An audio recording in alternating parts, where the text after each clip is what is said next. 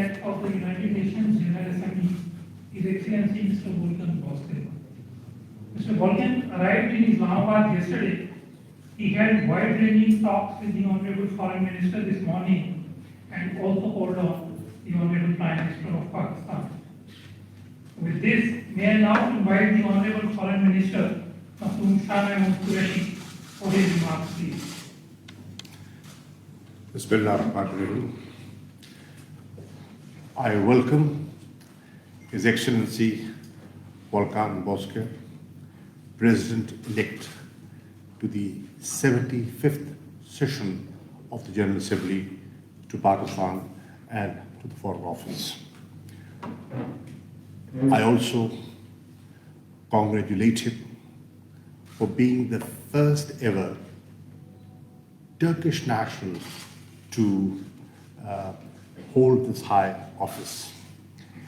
And with his elevation, because of the historic bonds Pakistan has with Turkey, we feel delighted that a friend, an experienced diplomat, a seasoned politician, a man with a vision is assuming this responsibility in rather unusual times because of the COVID-19 situation.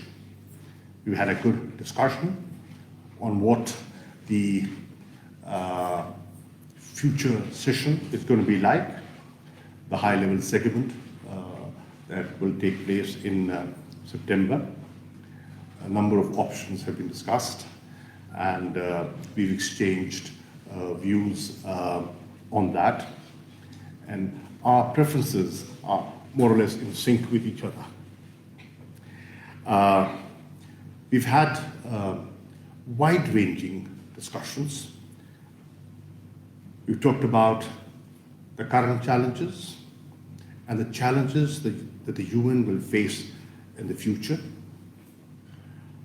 how important multilateralism is, and both of us who have strong belief in the principles and the purposes of the UN Charter would like to strengthen, promote multilateralism, and how, under his leadership as President of the General Assembly, we can carve out a way forward through the General Assembly session to strengthen multilateralism.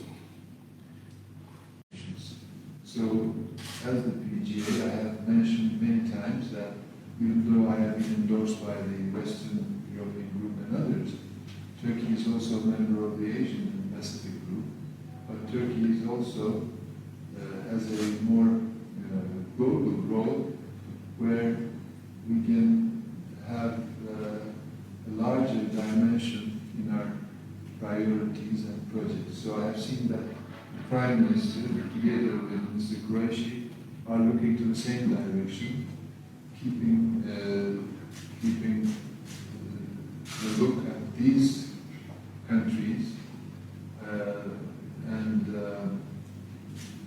create a new vision or realize what has been decided already. So that will be, I think, very important during this 1 year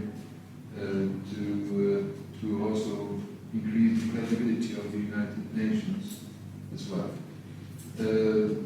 This year marks the 75th anniversary of the United Nations Foundation, which constitutes a historic occasion to reaffirm our collective commitment to multilateralism. And I think multilateralism is the key word. And I think without multilateralism, we can't have United Nations or any international forum. So first thing to do is to give a chance to multilateralism at the General Assembly platform, and to give a chance to countries to present their voice, their problems, their difficulties, so that everybody can listen and understand, and then it will be much easier to deliver. course, we are currently facing with serious immediate problems in different parts of the world, including humanitarian crisis and deadly conflicts. Now we're facing also a unprecedented global challenge, which is the pandemic. And COVID-19 is first and foremost a health emergency, but it is also a threat with social, political, and economic consequences, as well as human rights repercussions.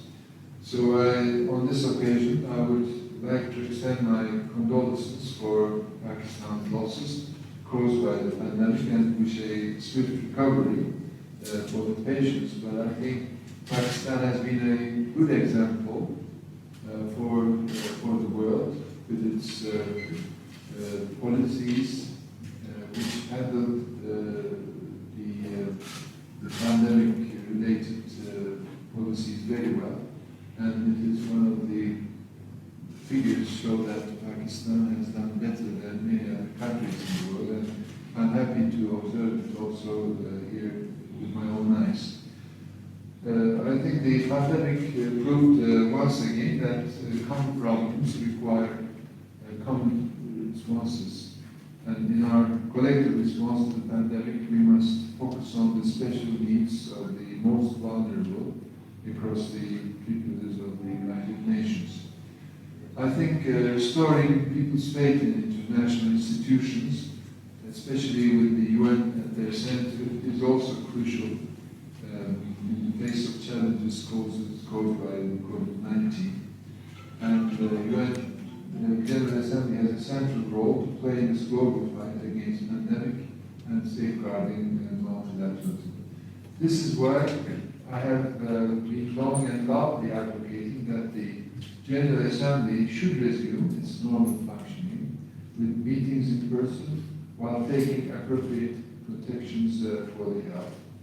And I think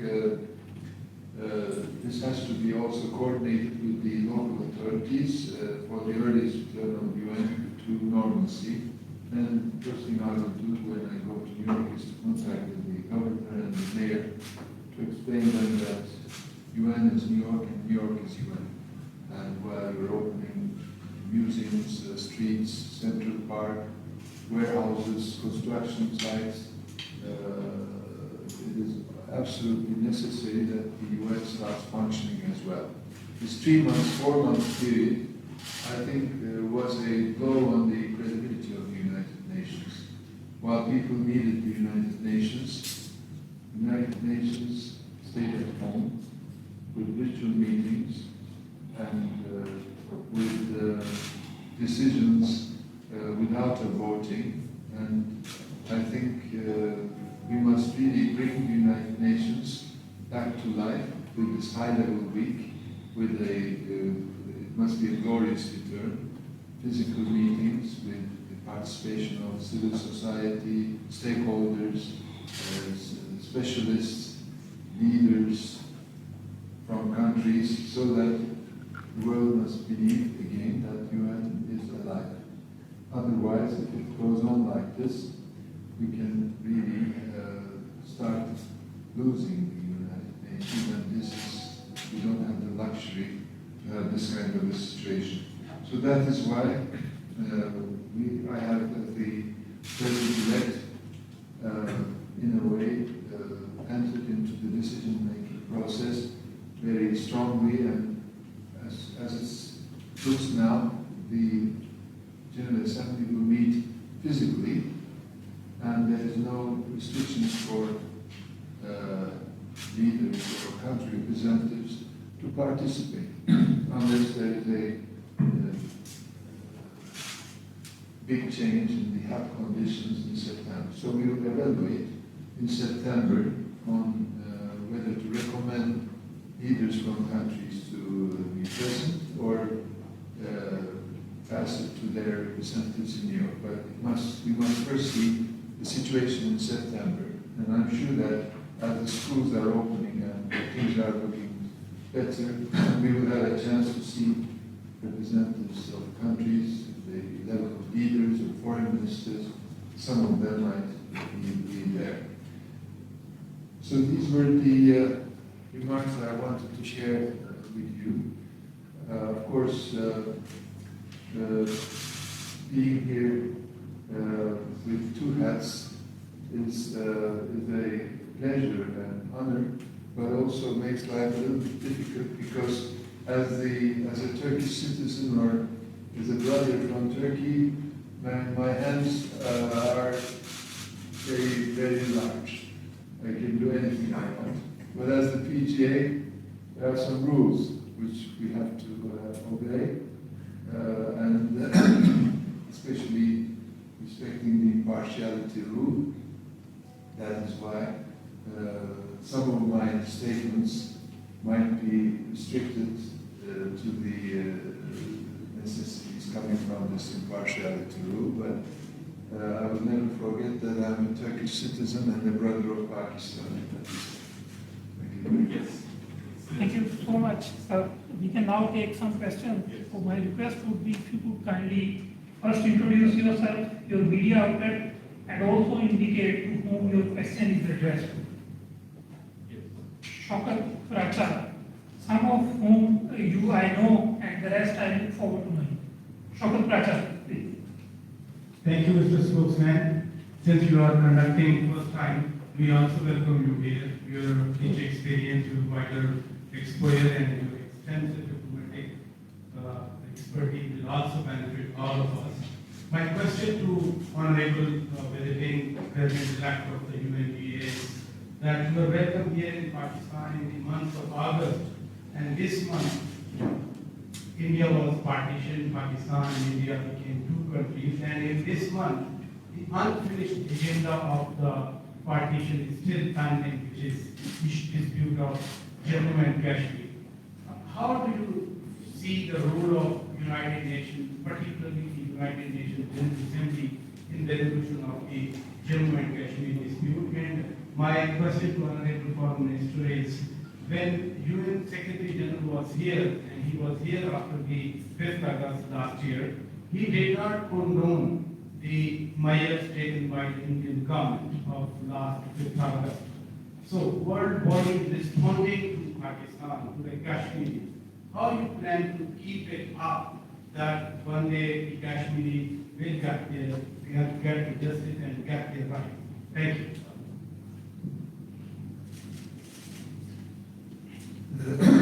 As I have mentioned previously, the President of the United Nations General Assembly impartially represents the United Nations membership as a whole. Turkey's position regarding the issue of Kashmir is well known and expressed at every level by the Turkish government. And on the 5th of August, again, there was a strong statement made by the Foreign Ministry. However, the position of the United Nations on this region is governed by its charter and applicable Security Council resolutions, as it was previously expressed by the United Nations Secretary General during other occasions. So there is also the 1972 Simla Agreement between India and Pakistan, which states that the final status of Jammu and Kashmir is to be settled by peaceful means in accordance with the Charter of the United Nations. Resolving the dispute over Jammu and Kashmir is key to sustainable peace in the Southeast, South Asia. And regional security should be maintained through political and diplomatic solutions. Difficult challenges can be resolved peacefully and satisfactorily through meaningful mutual engagement. Today, during our talks, my brother, the Foreign Minister, and the Prime Minister presented their position and approach to this issue.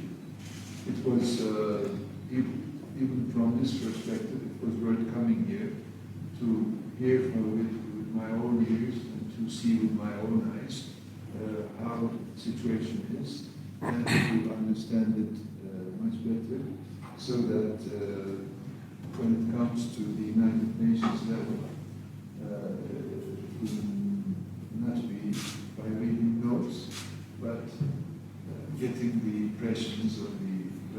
Pakistani people face to face.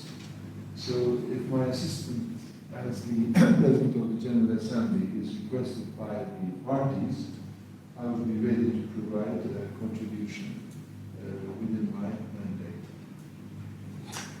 Parata Sahab, Volkan Shah from you.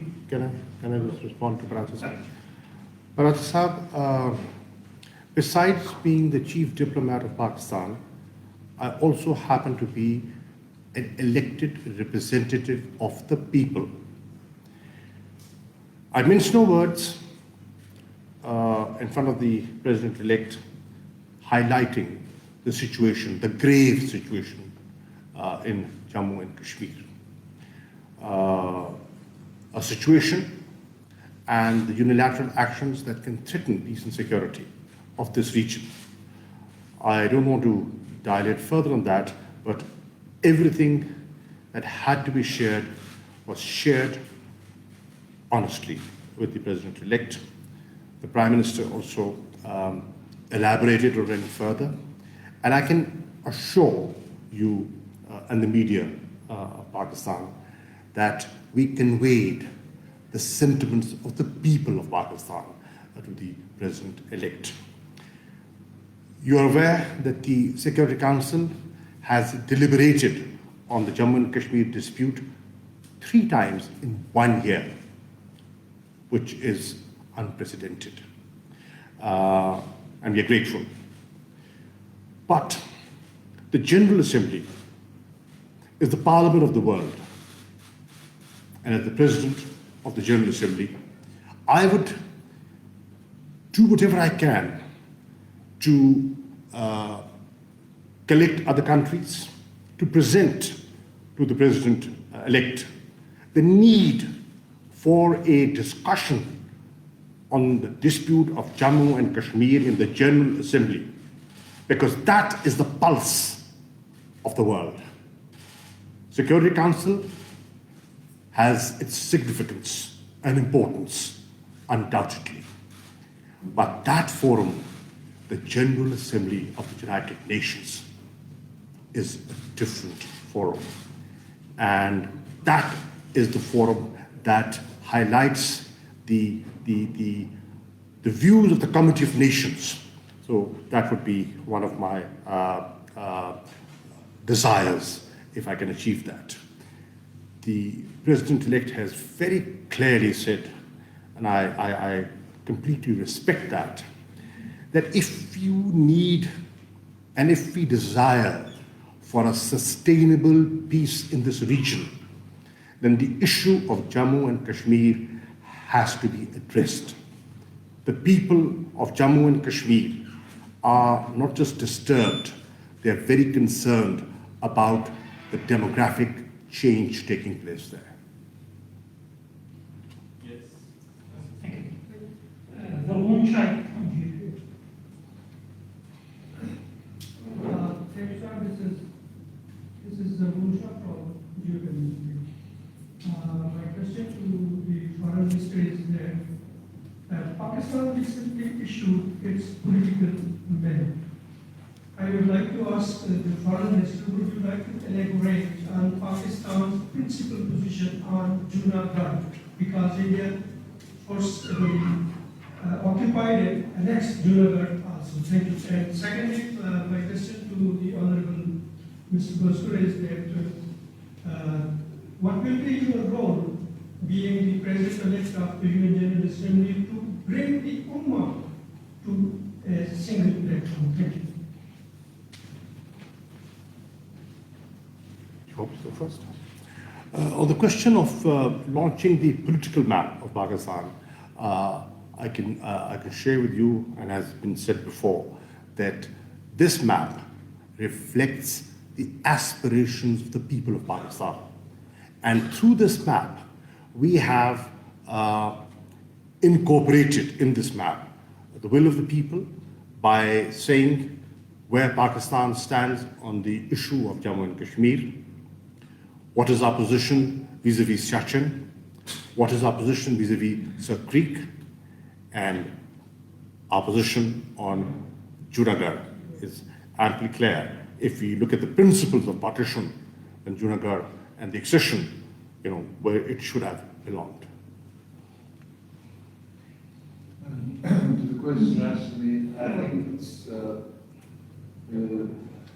PGA's role is to have every group, every voice to have a chance to be reflected. But of course, it works not from the PGA to the General Assembly, but it works from the General Assembly to the PGA.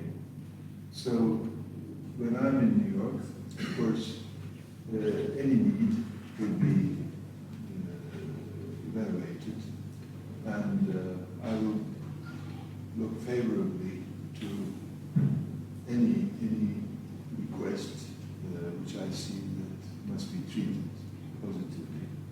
So as of now, I can say this.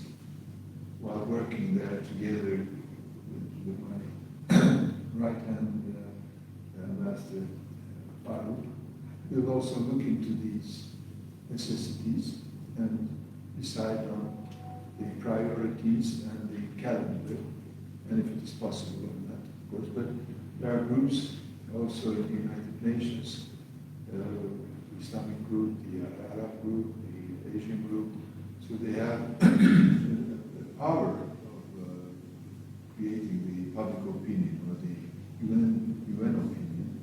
And I will have breakfast meetings with different number of ambassadors every week, 1, 2, 3, 4 times. So this will let me understand what is the wind blowing, and sometimes get their vision, or also give them some ideas that they could perhaps exchange with others to make it possible. Shumaila,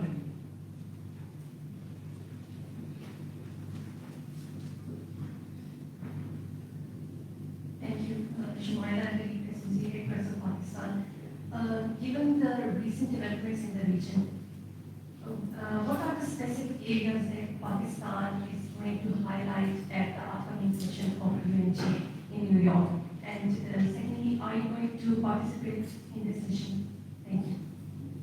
Well, I have shared my views and my recommendation to the Prime Minister would be that we should participate. I believe physical participation means a lot more than a virtual engagement.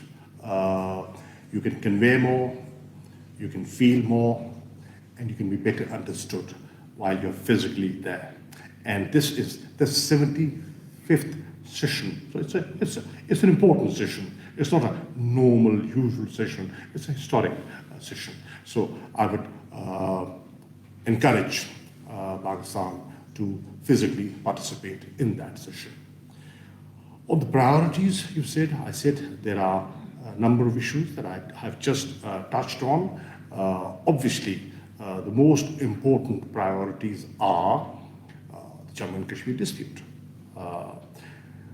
This is an issue which is on the agenda of the UN, cannot be overlooked, should not be overlooked.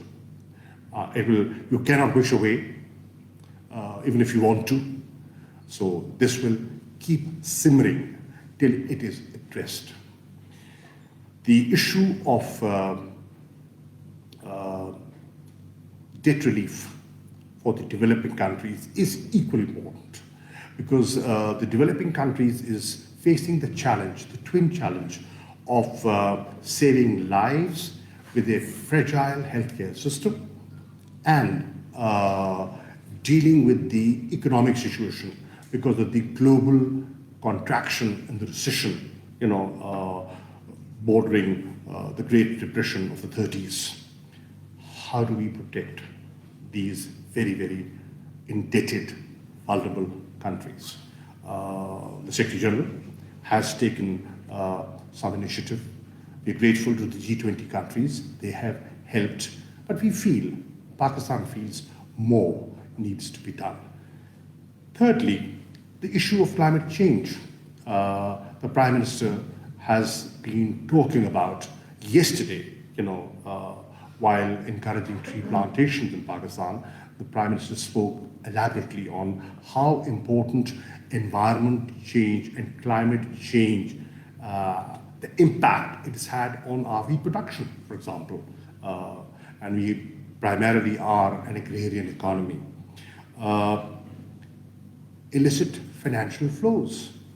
How loot and plunder and siphoning off money through corruption in the third world, developing countries, has impoverished the people of these countries. How important this is, and how do we need to check the flow of money out of countries like Pakistan. And Islamophobia. The world has seen, and the world has reacted, particularly in the US, to racism. When George Floyd was,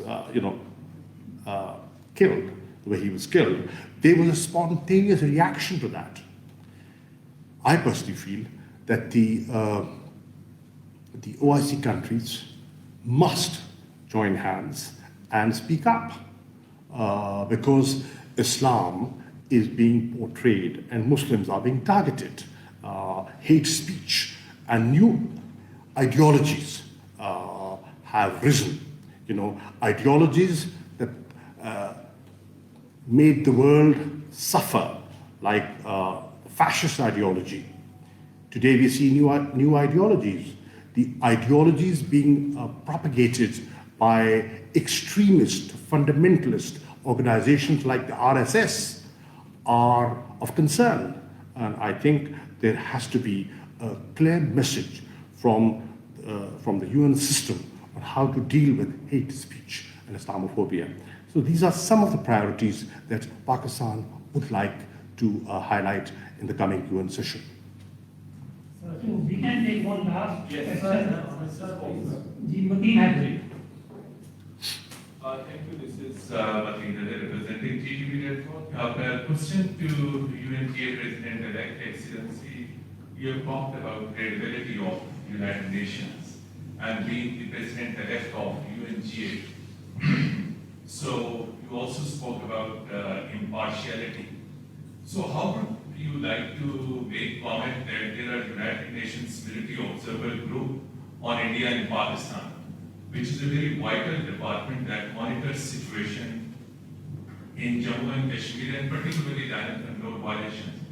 Pakistan has permitted that group number of times to visit land control and collect the facts, but continuously India is blocking United Nations Military Observers Group visit to their part of the line of control. So this is the biggest UN violation. It's an official group created by the United Nations. I think even if you keep the impartiality, so definitely there has to be comment. How would you like to make your voice while sitting at UNGA President to make this United Nations Military Observer Group in India and Pakistan more stronger so that they can independently report the situation over there, particularly India's violations at the line of control and continuous targeting of civilians inside Azad Jammu and Kashmir, which is also a great human rights violation. And question to Mr. Foreign Minister. Mr. Foreign Minister, you have highlighted the priorities. Indeed, these will be definitely discussed, but how would you like to make comment as an independent comment that with the passage of time we have seen United Nations has lost its effectiveness when it comes to the Indian occupied Kashmir situation. So what are your comments to make UN more effective as far as Indian occupied Kashmir is there? We have seen your zeal, your enthusiasm as far as human rights violation, but UNPC is not playing that effective role. Thank you. First, I'm still the president-elect. Yes. I will take office on the 15th of September. So I think the better way is not to make any comments now. And to, when taking the office, we will have coordination meetings with the Security Council, the Secretary General, and also with ambassadors there. And I think it will be much better after understanding the situation to make remarks or to propose initiatives. At this moment, I don't think I have the right to make any statements in a situation which I do not control. Mr. Mateen Heather, let me comment on that. And my view is that UNGA has the mandate of the Security Council. And their mandate is very clear, to ensure peace and security. Pakistan has given the observers on our side of at the LOC the freedom to ensure, to share and report. Unfortunately, on the other side, they have been, I would say, obstructed from performing their responsibilities. That is why Pakistan is articulating that the role of UNGA must be strengthened at a time when the intensification of violations and ceasefire violations is growing. We saw 2019, the numbers were very high, and this year, to 2020, already we've had 1845 violations so far, and we have some months to travel. So that is very clear. On the role the UN can play, the UN must play its role. It cannot overlook the role. Because if the global leaders want to address the issues of peace and security, if they want to promote stability, if they want this region to develop, how will it develop? How will we attract investments? How will we ensure regional trade, regional connectivity, when this very issue, which has been looming and lingering for years, is not addressed? I think it has come, a point has come where this issue needs to be addressed. And if it's not, and if this wound keeps bleeding, unfortunately, peace and security of the region will get disturbed. And not just the region, it will have implications that go far beyond the region. But across the LOC are two nuclear powers, and Kashmir has become a flashpoint. God forbid, if things spin out of control, the world will be sucked into that situation. Before that happens, the world and the UN must act responsibly and act now. Thank you very much, sir. And this brings us to the closure of this Pacific House. And thank you very much for your time.